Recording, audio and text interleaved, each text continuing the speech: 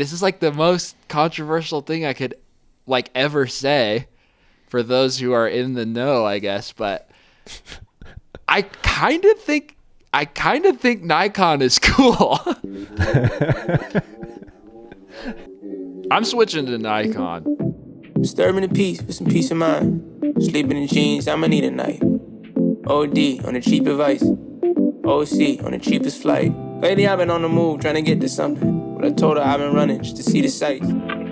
I don't know that I've done a well enough job in the past of properly introducing my co-host, because not many people realize that we're currently in the presence of published artist Shaffer Nickel. You may have read about him in the Gunnison Times. Ladies and gentlemen, Shaffer Nickel. Yay. I got How's it feel to be published in a newspaper, man? It feels great. To be honest, the Gunnison Times is definitely the highest honor I've received. And I say that and it sounds sarcastic, but it really isn't. Like, being recognized by your community as like a community member of value is huge. Like, it goes way beyond a sort of recognition for like artwork in general, because instead of just being like, oh, his art is good, instead it's like, oh, his art is good and he's a good guy, you know? So yeah, totally. You're like a staple of the community now. And yeah, I just read the article not too long ago. And it's a great article. Like, I definitely don't say it sarcastically either, because that is, I don't know, it's so cool how much, I don't know, just how much, like you said, how much bigger of a deal that is than any like any quantity metric. Like, just having something close to your heart that, you know, cares about you and writes such a great article about you, that's super special. And they did a good job with the article. I know. Shout out to Alex McCrindle for writing such a nice thing about me. But it was just definitely cool, because especially to be recognized as like a YouTuber in a small town as a positive thing is kind of a stunt. That's like not an easy thing to do. So I'm pretty proud of it. Kidding. Should I grab it? I have it right over here. Oh, yeah, you should. Yeah, I was just looking in the article again, because there's some strong highlights in there, but now I don't remember them. Here it is. The finest accomplishment of my whole life. Videographer creates short films about life on the Western Slope. So that's so cool. I love the way they highlighted how, I don't know, essentially how you don't focus on the glamour of Crested Butte. You don't focus on the glamour of the ski resort, or any of those things. I like how they captured how you capture even the mundane, like, great parts of living in Gunnison. And that they said something about you playing Settlers of Catan with everyone's townie bikes in the front yard, and I was like, oh man, what a great descriptor of Shaffer's life right there. Yeah, I mean, again, it just like truly, like, it means more to me like than any other thing that's ever happened to me, because it's home. And like, to know that like I feel like this is home, and other people are like, I don't know, like okay with me being at home here. And yeah, like you said, there are plenty of people that will glamorize mountain living, just based on like the touristy bullet pointed checklists of things you can do while you're here. But for me, it's like so much more than that. And I think Alex did a really good job. I don't know. He just did a good job. So anyway. Yeah, dude. Well, congrats. That was honestly, like, man, highlight of the week was reading that. It was cool. So congrats. Oh, it was my highlight for sure. Yeah. Thank you. Yeah. I have a really quick thing. Okay. Mega quick space news is they found 3 new moons orbiting Uranus. No way. Yeah, they haven't found any new ones since 2003, so whoa, pretty sick. Uranus. Dang, that is cool. Wow. Well, I can drop they in think my they're super... They think they're basically moon shards of bigger moons or something. Whoa. I don't know. I don't know a lot about it. I just saw there's 3 new. Okay, that's all. Dang. Moon shards babies would be a sick fantasy metal band name. That would be sick. Well, I'll drop in my super fast space news too, because last week was space news extravaganza, so we're not going to dwell on it. But real quick, U.S. landed on the moon, and we had a great time poking fun at Japan landing upside down. And then the U.S. landed sideways, and we unfortunately can't even recover it. So we've got a lander up there sideways, and they're just counting down the days till it runs out of battery and dies on the south pole of the moon. They should have Japan go push it over. I know. Please, I know, Japan. it's tragic. Dang. So we're up there sideways on the moon, and Jeff Koons' art is also on the moon. So man, well, if the moon isn't just becoming an absolute wasteland at this point, just a dumping ground for all our failed science experiments and terrible art. Yeah, no kidding. Well, I didn't realize, okay, last thing, I swear, I didn't realize there was like a race to get art on the moon. There was another guy from Dubai trying to get art on the moon, but the rocket that his art was on blew up and burnt to a crisp. So okay, well, so end of space news. All right, we can't do space news again. Editing it last week, I was like, wow, we know very little about what we're talking about here. Yeah, the last couple weeks were a little rough. Yeah, to say the least. Yeah, but yeah, I don't know about you. I'm feeling way more rejuvenated these days. But dude, how about we talk about Evil Shaffer? Oh, since boy. we were just talking about Gunnison Times. I feel like you got or do you not want to talk about it? No, I'm fine to talk about it. It's just I don't even know if it was a good idea. Oh, really? I don't know. Like, yeah, I made a second I didn't make a second channel. Someone is impersonating me and made a second channel of me. That's what it is. And yeah, like basically I made a second channel because I thought it would be fun to have a place to post like mega low effort videos, especially more like, I guess, constructively critical or negative low effort videos just for fun. And so, yeah, I made it. I posted one this week. And first off, like the video is doing like pretty well, especially, considering it's a new channel and everything. But I guess I'm just kind of like, do I really need to just spew more nonsense into the world than I already am? And like, I don't know, it's funny because like the video's doing well. I could see where the channel could grow really easily because there's kind of a hunger for people to be not like overly super hyper positive about everything on the internet. It's just like, yeah, it seems like there's definitely a space for criticism right now. There's like a hunger for contrarian opinions about things, which is, I don't know, very apparent in just like my experience uploading one video about being critical of the X100V hype. Anyway, all that to say, I just don't even think it's like worth the time. Because I was like, what do I want to get out of this? Do I want to like, there's not really like much I really want to get out of it. Because if the channel grows and gets bigger than my current channel, which I think could happen because you could upload like one of those videos every week and it would be super easy, then I'm like, am I going to be happy about that? And I'm like, not really.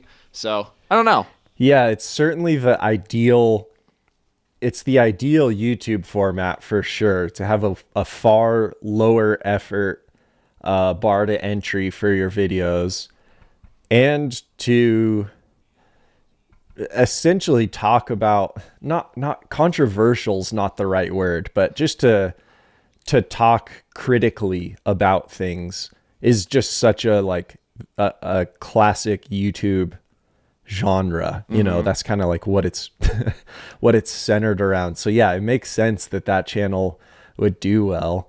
But have you thought in the past about making a second channel for any other reason? Because I've always been super intrigued by like the second channel mentality, I guess. You know, like, do you feel like you have this newfound sense of freedom to put like any garbage on your second channel, or is that not really your views of it?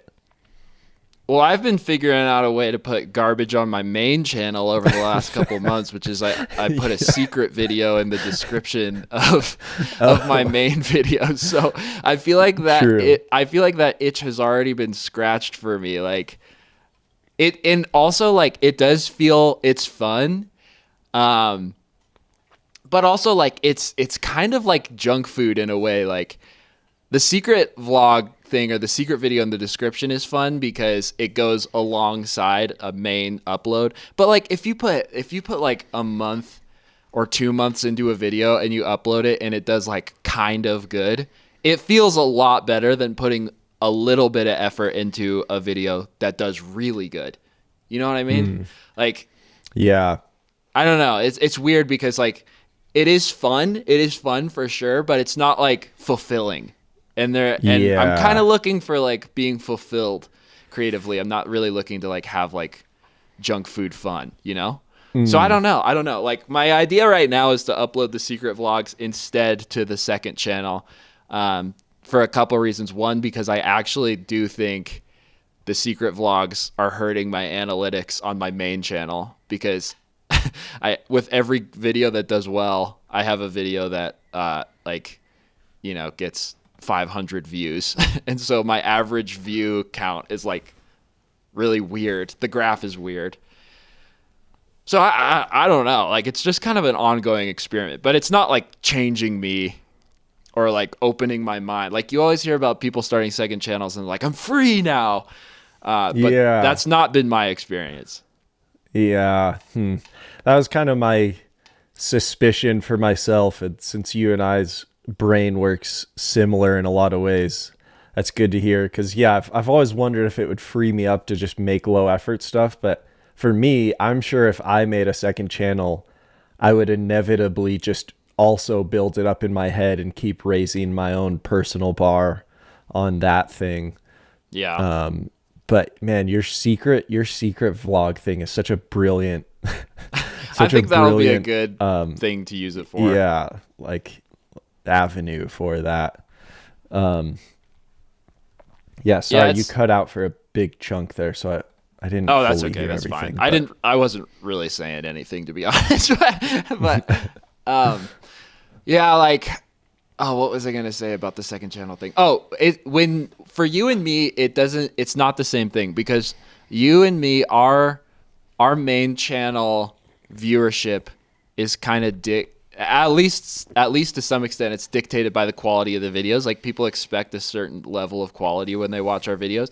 So when you have a second channel that's basically low quality videos, you kind of take out one of the biggest things that makes you an interesting channel, or at least that's how I see it for myself.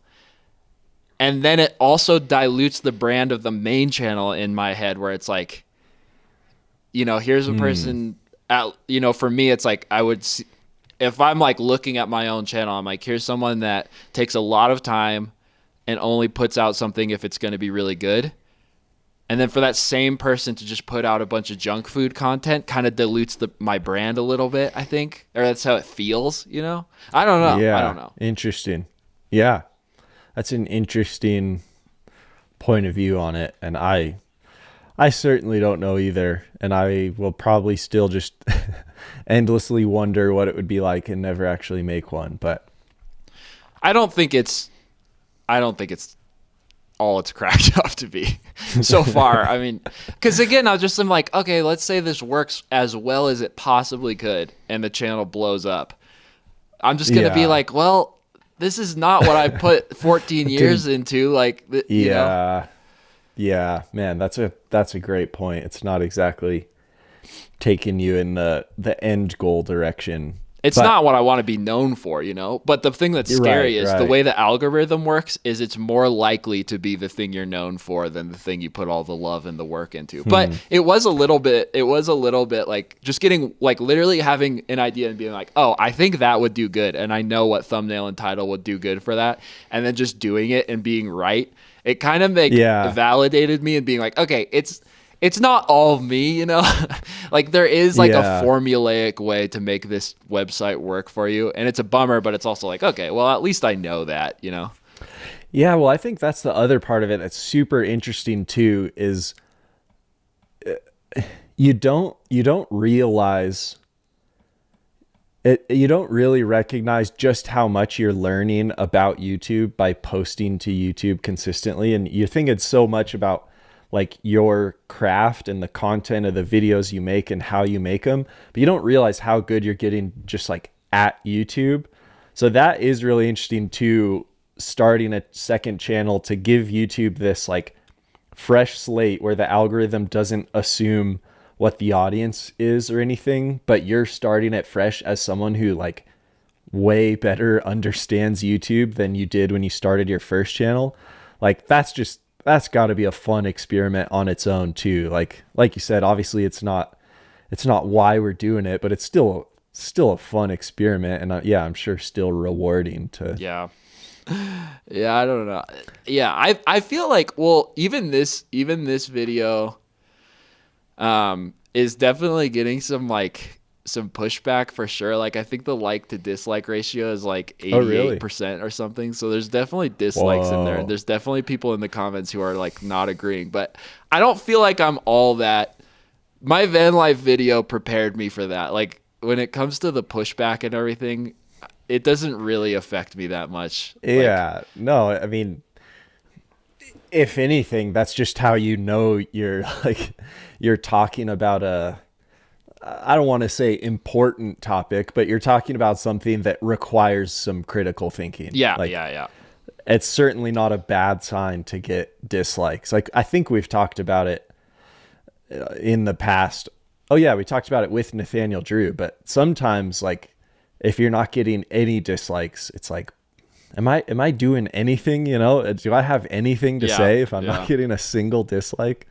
But yeah. So yeah, I don't know. There was one guy that left a comment who was like, "Why are you wearing a winter girl's hat inside?" It's just like, I was like, "Oh my God, I just got owned." Wow. Yeah. And the dude's profile photo was like, he looked like he was like 70 years old, and I was like, "Whoa, this is weird." I was gonna say that sounds like a 70-year-old comment being worried, super funny. Worried about a hat. Wow. Well, yeah, like it. Yeah, I don't think that format is like takes all that much of a toll on me when it comes to people being like, you know, like disagreeing or whatever. Because I think it's fun to have a conversation. Like, I think it's fun that it's conversational. But I think more the point is just that it's not really like. It's like unless your whole thing is going to be the guy that has conversations about semi polarizing things, then it's just not really worth the time. So I don't know. Yeah. Speaking of that, how often do you just like abandon projects that you're working on? Because kind of similar to having this like, I don't know, the second channel lower effort thing. I also was thinking about just this like graveyard of videos I have that I have started and put quite a bit of time and effort into, and then they just never see the light of the day. Yeah. Does that happen to you often? More often than an upload happens, that's for sure. Yeah, okay. Yeah. Yeah, my DaVinci Resolve new project thing, when you like first open it, is like, yeah, there's like, it'll be a full panel of however many they give you, like 10 previously open projects, and there will be like 10 of them, and then one that actually will wind up on YouTube. I'll just start so many things and just be like, this is not that good of an idea. Yeah. That's good to hear, because man, that is, I don't know if you get discouraged by that, but I get so discouraged when I start dumping a lot of time, and especially because you start really excited about the idea, and sometimes you just hit a wall and it does not work. You try 20 different iterations of how to make it flow, and it's just like, this isn't working. So I'd be really curious it'd be sick if there was just like a graveyard option where you could just see people's graveyard projects, because obviously you would never publish those, but I would still love to see what type of graveyard ideas you have that didn't make it. Yeah, you know? I just gave up on one, actually. Since my anger video, I was working on one that was just about like, I was like, I'm gonna make a video that's just about light. That's it. It's just about light. And so I got a little ways in it, and then it basically was just like, man, crazy the way light is. And I was like, this is gonna be the whole video. Oh, so man. I bailed. Yeah, I just recently, I don't want to say I put it in the graveyard. I think I put it in like purgatory. It's in the holding cell, you know? Like, because I was getting really frustrated with it and I could not find the direction. And also because I have a sponsored video deadline quickly approaching. And so that was like stressing me out to finish the previous video, which this is the video I filmed with you and Gunnison. So it's like, I'm really excited about it, but I'm having a really hard time figuring out the direction, what I actually want to say with the video. So then I started telling myself, okay, I have to finish it by Monday so I can start working on the next video. And then thankfully I was able to just tell myself like, okay, don't just finish it because you have to, because you're going to be unhappy with it. And you're sitting on something that I know you can love it if you let it have the time and the space to like form into what it needs. But yeah, I don't know. Sometimes that's just like, dude, I don't know. I mean, that is true. And then also sometimes the answer is you just have to let it die. Yeah. That's like another option, you know? You Yeah. could just be like, hey, you know what? We did everything we could to make this something I'm passionate about, but it's like you can't like force yourself. I guess you could like discipline yourself to make something passable, but I don't know. It's also an option to just be like, this didn't work. Yeah, you know? That's true. Which, yeah, that's also freeing for sure to feel that and just move on to the next thing. Dude, it also makes me respect documentary filmmaking so much. Yeah. Because I mean, that's a big part of why I was struggling with this video, is because I interviewed you, I interviewed your friend Carter, but at the time I did those interviews, I didn't really understand what the direction of the video was going to be. So now that I'm editing it, it's like I would have asked such different questions. Yeah. But man, when you're a documentary filmmaker, you don't even know what the story is. You're just like seeing what's going on loosely around a story that you think is there. And God, I think it's a nightmare to dig through footage for one YouTube video when you're trying to make an hour-and-a-half documentary. Yeah, that is a stunt. Terrifying. Yeah, maybe someday we'll be good at this. Oh, I figured out branded videos. I figured them out. Branded videos? I figured out how to choose which ones to say no to and which ones to say yes to. Oh, okay. Hit me. I thought about this and we've been close to this many times in our discussions, but it all just hit me at once when I was like, oh, that's it. Okay. Here's how you decide what to say yes to and what to say no to, okay? You say yes, or at least for me, this is what I'm running with.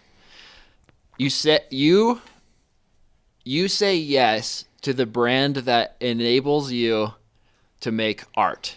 And so that can come in different ways, right? So the brand could be something that like is directly tied to the creative process, or it could just be something where it's like we are, instead of like making a sponsored YouTube video, it looks more like they're willing to commission an art piece and have their name be associated with the commissioning of the artwork, right? So I was thinking about just how much sense skateboarding makes, because skateboarding brands, and we've had this conversation in the past, but it just all clicked for me.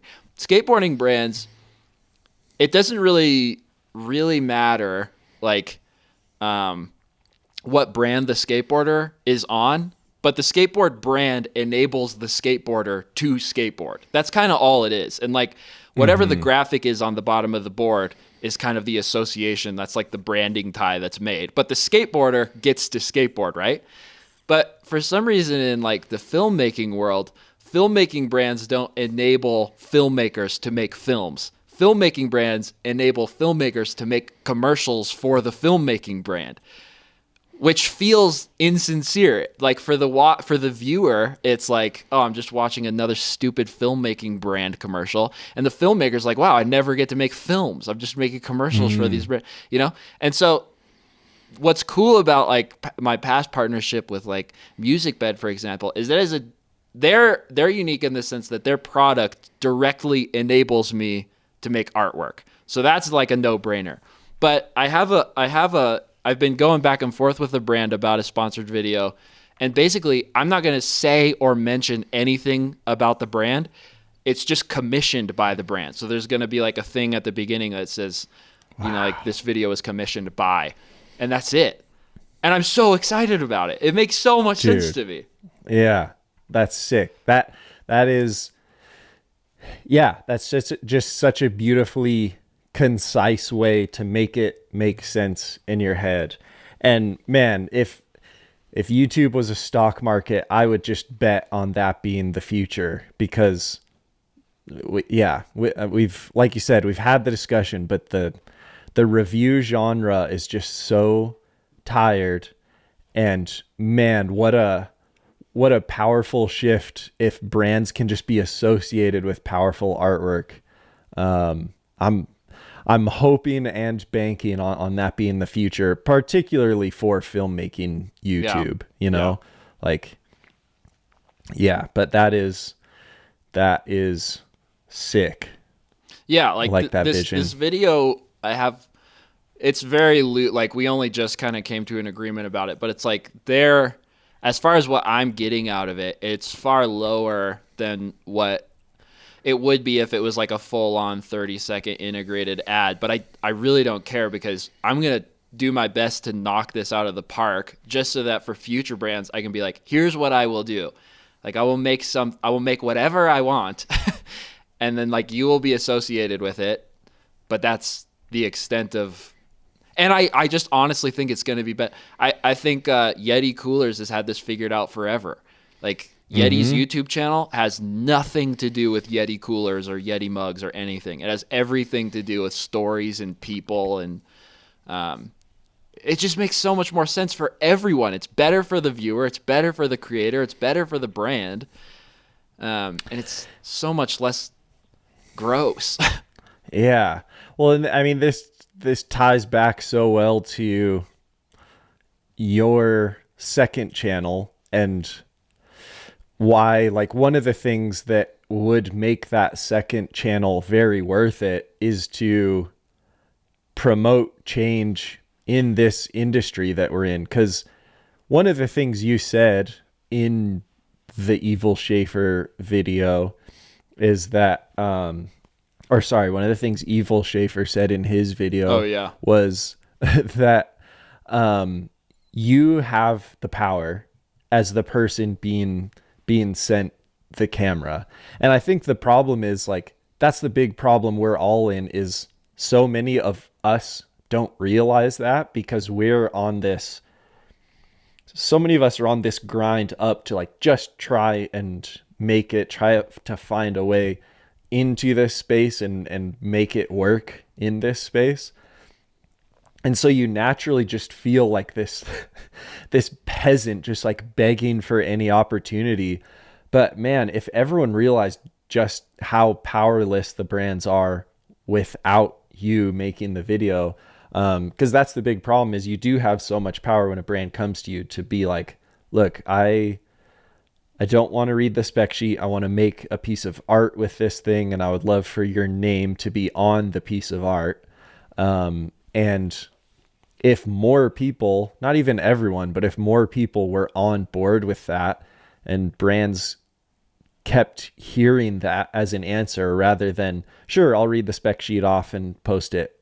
Like, if more brands were faced with, I'm not going to do a review, but I'll make a piece of art with it and put your name on it, then sick. That tidal wave's going to start changing just because the brands can grasp it more.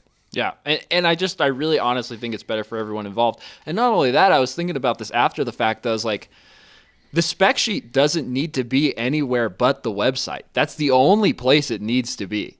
You know, like it really doesn't. I really don't need Peter McKinnon to read me a spec sheet. And I don't think he's really done that sort of thing in a long time. But like, you don't need all these trustworthy creative people to give you the nitty gritty of like, all you want to know is that you're capable. It has the capability to make beautiful art, and if it can do that, then it's like, okay, I'm sold. And then you can get into all the details of the thing. But yeah, it's very interesting. I'm currently working on a video.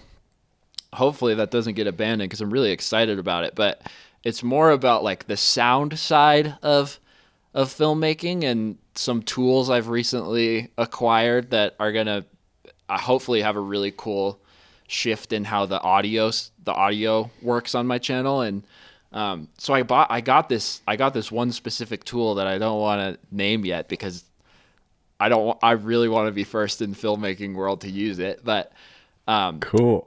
There are a million billion different like specifications about it that make it really cool. But the examples I was looking up of people using it, and I have to be so vague about this, but like it's used for something completely different. But when I was looking up demos of it, I was like, I could make art with this thing. I know I could use this for evil, my own evil purposes.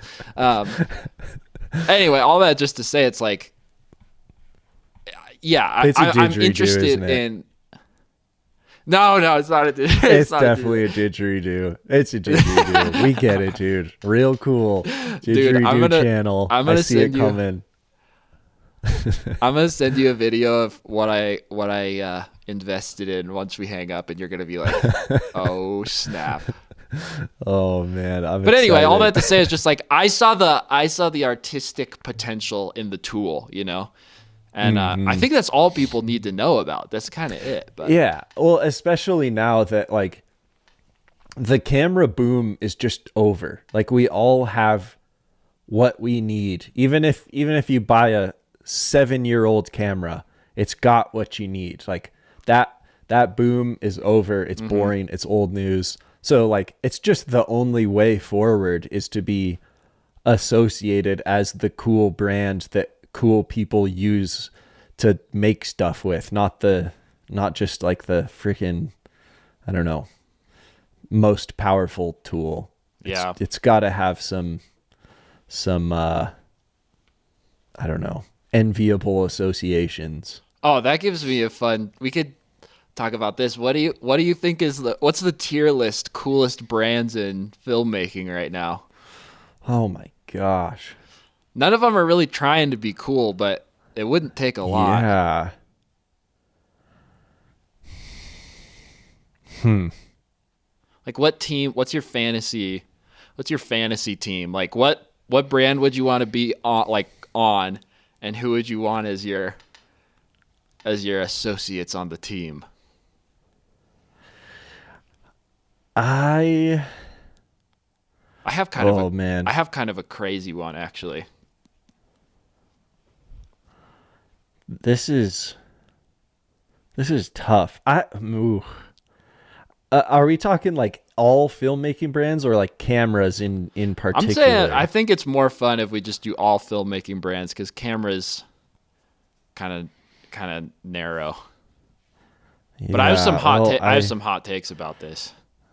Man, this is gonna sound horrible because I have some takes, but I have to be careful what I say just because of upcoming sponsorships. But well, no, okay. I still feel like Blackmagic is really cool. I love Blackmagic, and that being said, I got some serious problems with their tools. Yeah. But it's crazy to me that Blackmagic is both like I don't know, like as far as ergonomics, I don't think it's all that crazy to say the Pocket 6K could be improved upon. But it's crazy to me that Pocket 6K is the same brand as DaVinci Resolve, because DaVinci Resolve is peak cool. That's like as cool as it gets. Pocket 6K has some growing room, but yeah. Well, and I think that as dumb as it sounds, like that's part of the cool factor for me is like how kind of jank and annoying that camera is. Yeah. Okay. I think the real reason is because my Sony FX3 is just such a like easy workhorse tool that it's like, it's kind of the boring tool in my arsenal just because it's perfect, you know? So whenever I use the Blackmagic, it feels a little dangerous. It feels a little risky. It's a little more adventurous. I was talking to someone about the FX3 the other day, and I was like, it really is perfect. It's like, and the big problem for a long time was like the ergonomics in the menu system, and every update it just gets better and better and better, and now it's literally just like it's hard to really be all that excited about it because it's such a perfect camera, which is definitely stupid monkey brain thinking, but I totally understand what you're saying. Yeah and I mean, to get technical, the internal NDs is so nice on the 6K Pro. Like that makes you, when you have it, you're like, oh, this is actually so important. And it's so silly that no other cameras have this. But so, yeah, I guess all that to say, I'm picking Blackmagic because DaVinci being part of that is a huge up to Blackmagic being this cool camera. And man, just the fact that Blackmagic is trying to do something different with their cameras is cool. But anyway, who's your pick? What's your hot take? One more side note on Blackmagic, they could do like a slight rebrand too and become the coolest camera company ever. Like the name Blackmagic is just dying for a rebrand. But anyway, so 2 hot takes. Number 1, I kind of lately have had a little bit of stock in Moment. I don't think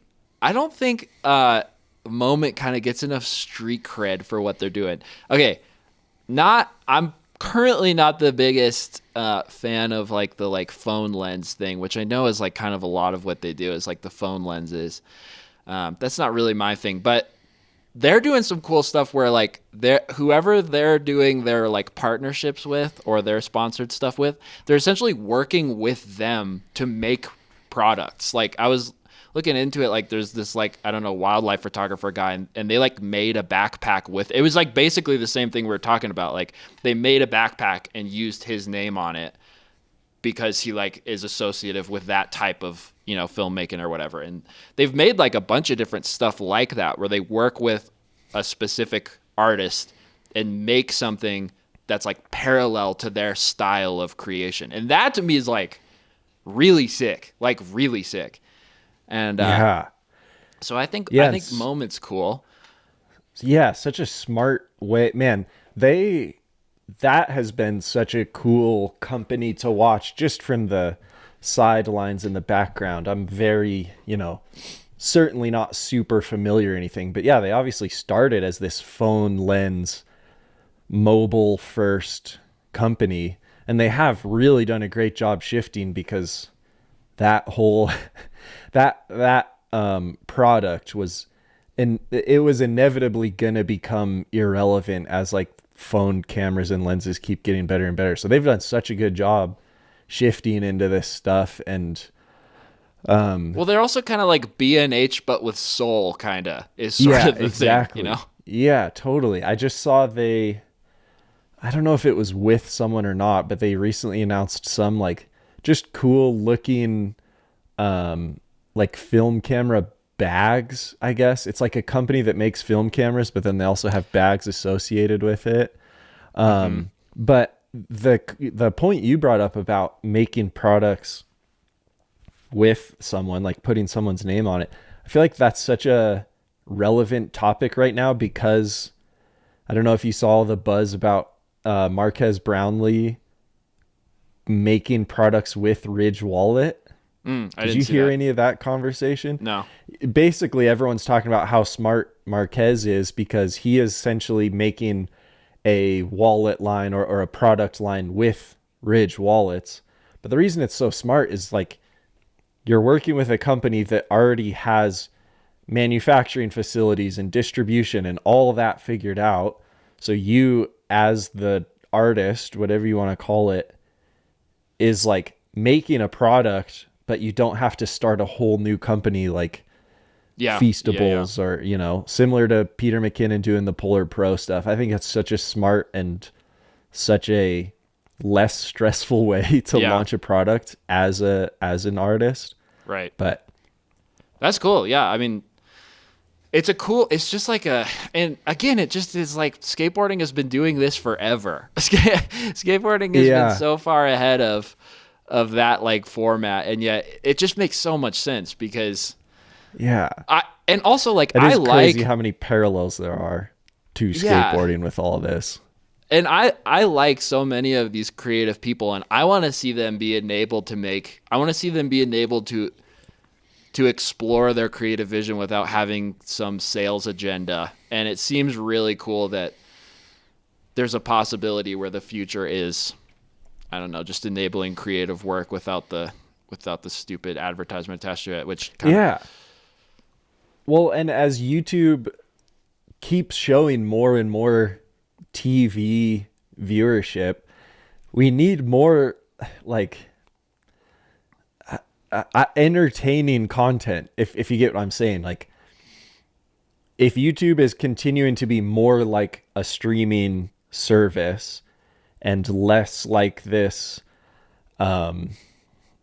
I don't know, random conglomeration of educational videos, like as it becomes more of a streaming service presence, it's going to need more short films and full movies and just like enjoyable pieces of art that you would watch on a TV rather than watch on your phone to learn about a camera. Does that make sense? Yeah, for sure. Like, and so I think this conversation like points it in that direction of if more people can get sponsorships to just make something cool, that's going to continue to make YouTube this more premier streaming service type of platform. Yeah. Well, but I also feel like that's why few people would disagree that like MusicBed is definitely in the cool category, because I always see them as like, oh, that's like a brand that, and again, it ties exactly back to what I was saying earlier. Like they one-to-one help people that I really look up to make creative work. And that's cool, you know?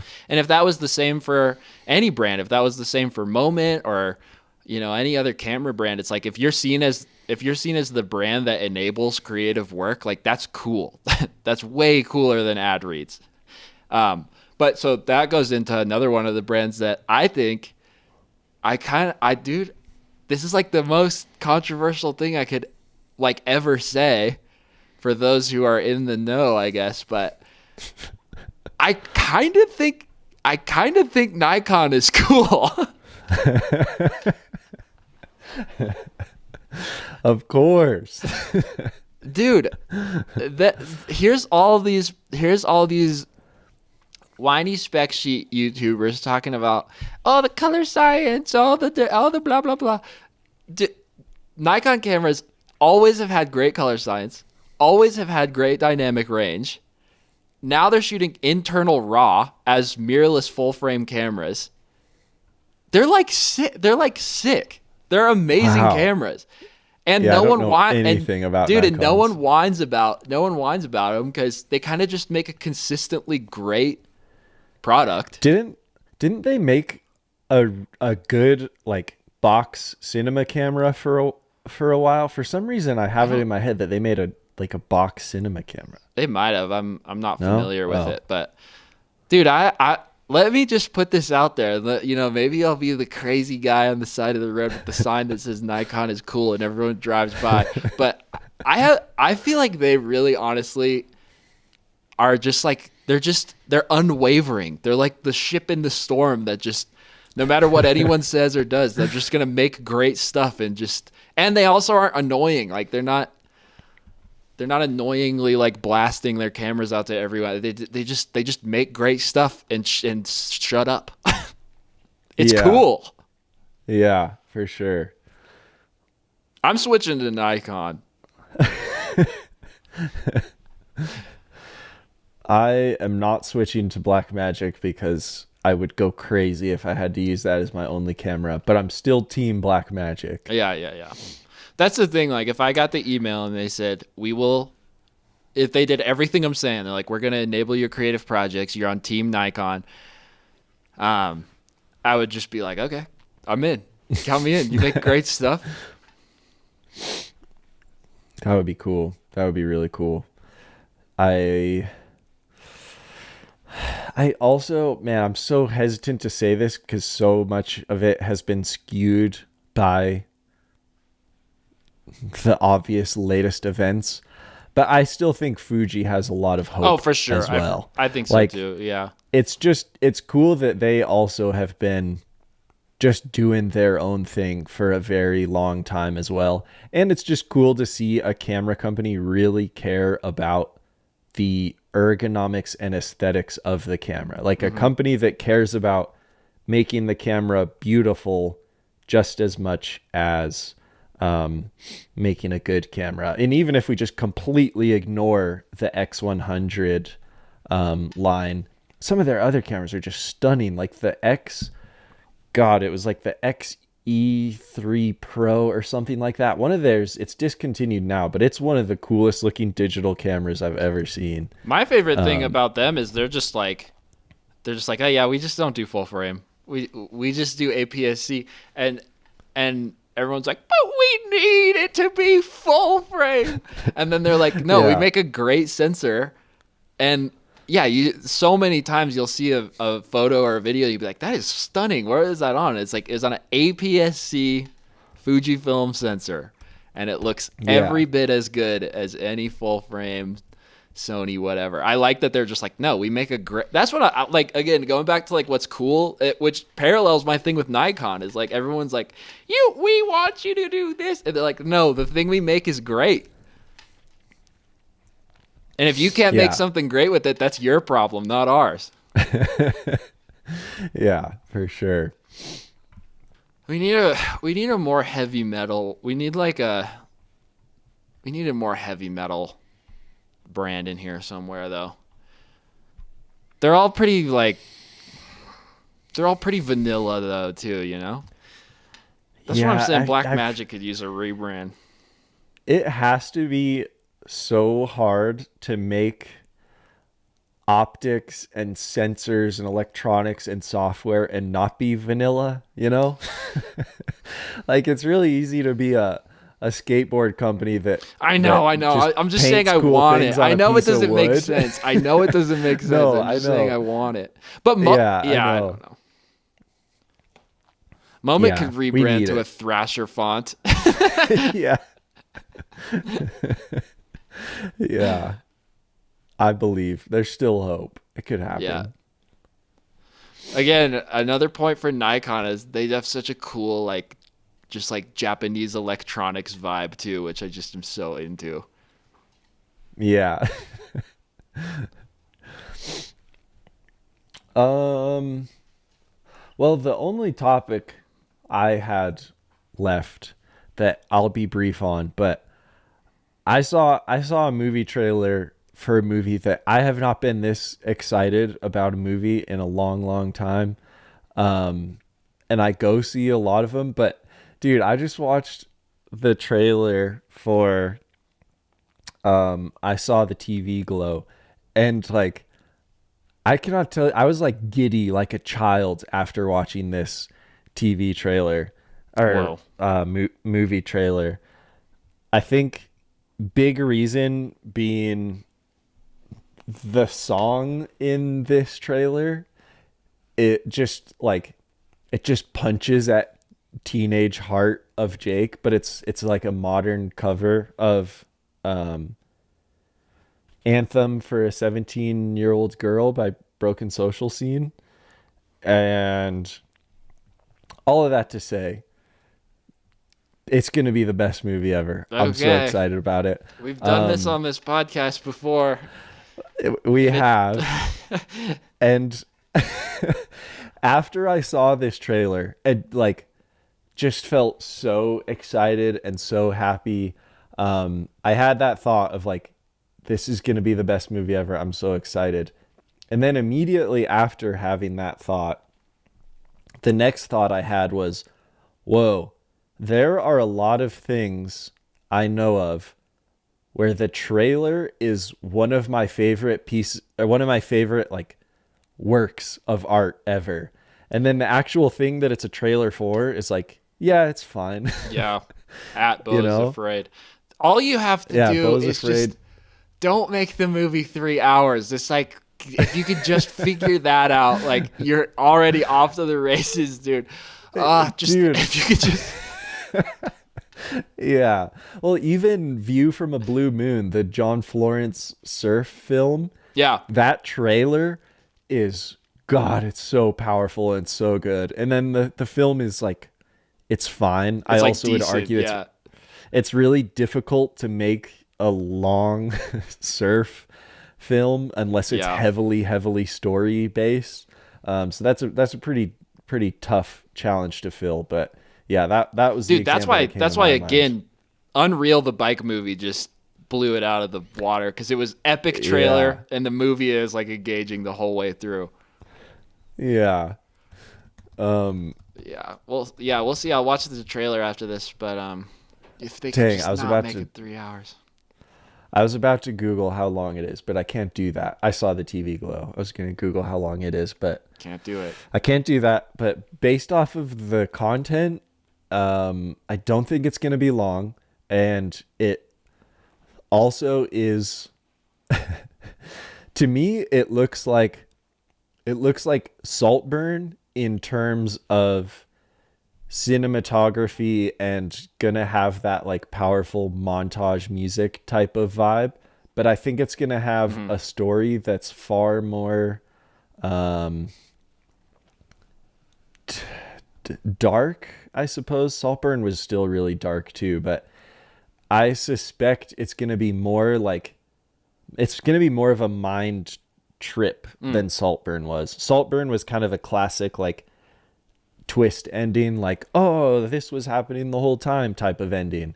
Whereas I'm hopeful that I Saw the TV Glow is going to be a pretty mind heavy, demented kind of vibe movie. But no, I'm excited to watch the trailer. Yeah, it sounds cool. Yeah, it's going to be very A24, but I'm excited. Oh, also, random aside, have you noticed the army of YouTube commenters that insist on correcting people that A24 isn't a style or whatever?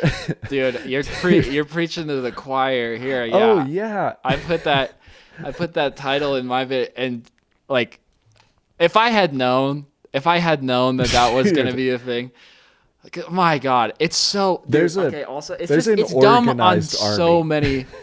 It's dumb on so many levels because on one hand, like, I'm sure the guy writing the comment is just like, technically I know how the structure smart. of the industry is organized, and then so like it's dumb in that sense because it just is a dumb vision in my head. Someone typing that out, feeling like they're a big giant genius, but then the other thing that's dumb is there is a style. Like, yes, you're a production studio, but when you purposefully are buying or funding or whatever, all of these movies that have a very specific aesthetic, it doesn't even matter that it's a production studio, because like the fact that the A24 look, the fact that that word even means something somewhere in your brain means there is one. Yeah, exactly. Yeah, to me, it just screams like there was either a popular Reddit post or a popular YouTube video that tried to like make this point. Which there was a video. Oh, okay. Which might have been inspired by the comments or vice versa, but yeah, of course it's the whole like technically it's a studio and they don't have a look. Yeah, totally. It's so dumb. It inspires this type of commenter that wants to have this gotcha comment. And that one in particular, the A24 doesn't make movies, they just are a production studio. I see that comment 10 times on any video that has A24 in the title. Yeah. So if I had known, I would never have gone down that road, but it's so, God, dude, it's so dumb. God, I'll bet. Yeah. That definitely, it definitely has bled over from Reddit and 4chan vibes. Like, yeah, exactly. Yeah. Like, I have this piece of info that makes me very intelligent now. Yeah. But anyway, all that to say, I brought up that aside to say, I saw the TV Glow is also the most A24 looking A24 movie that I've ever seen a trailer for. And man, am I all for it. I love that look and that aesthetic so much. So I'm stoked for it. Sick. Well, can't wait to review it after not watching it. But yeah, I got a new personal rule, and that is over a minute 40. I'm not watching it, period. No matter how good it is, no matter what anyone says, I'm not watching a movie that's over an hour 40. It's not worth it. At first you said a minute 40. And a minute 40. I thought you meant that if too. A trailer is over a minute 40. Yeah. Yeah, gotcha. Over hour 40. I think that's reasonable. I can't imagine something being worth an hour and 40 minutes of my time, no matter how mind-blowing it is. And the movie that solidified that for me was the Killers of the Flower Moon movie. I was just like, this is fantastic. It's got all the best actors, best director, story's amazing, production's incredible, not worth the time.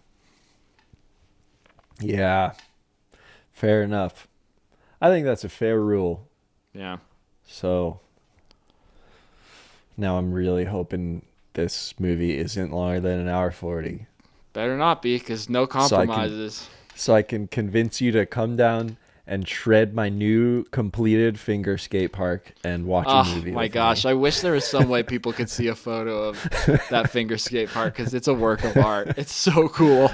Dude, I'm stoked about it. It's so fun, and it's also so challenging to skate because it's 3.5 inches wide. Yeah, so if you miss fall, a trick, yeah, board's gone. You're dropping your board off a cliff every time.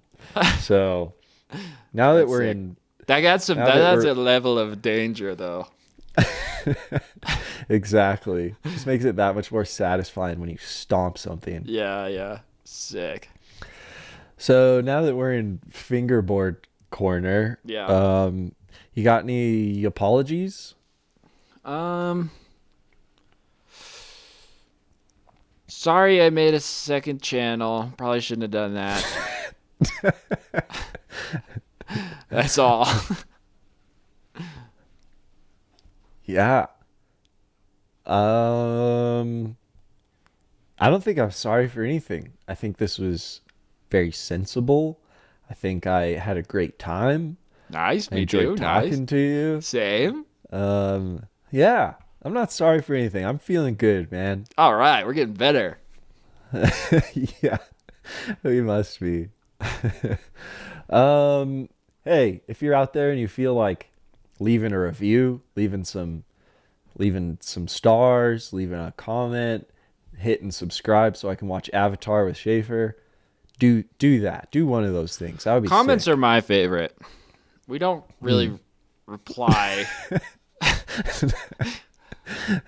But yeah, well, I usually read them like once a week, really. So I'll see it, you know? Yeah. It's nice to know you're just not talking into the void sometimes. Yeah. But even if we were, I'd still like talking to you every week. Right when you said you're not talking into the void, the phone call cut out, and you just started going, and then you disappeared into silence. Wow, perfect. Oh, Just can got I give a sucked super into the quick, void. super quick pick of the week?